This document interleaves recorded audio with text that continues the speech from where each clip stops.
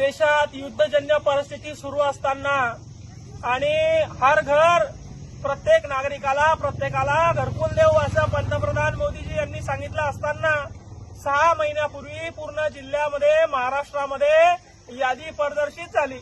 आपलं यादीमध्ये नाव आलं म्हणून शेतकऱ्यानं वाऱ्या वावदानाचं कुड्याचं पत्राचं घर उडून जाईल म्हणून घर बांधायला चालू केलं।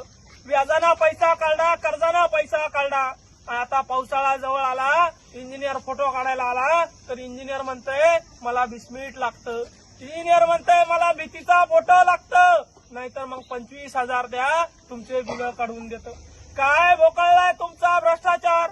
सीओला पैसे द्यायचे तुम्हाला, कलेक्टरला पैसे द्यायचे तुम्हाला, विभागीय आयुक्ताला पैसे द्यायचे तुम्हाला, का बीडीओ पैसे मागताय तुम्हाला?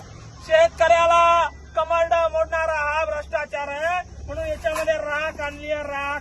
शेतकऱ्याच्या टाळूवरचं लोणी खाणाऱ्यावर शेतकऱ्याची आत्महत्या केलेल्या शेतकऱ्याची राख इथं या कार्यालयात घेऊन आलोय।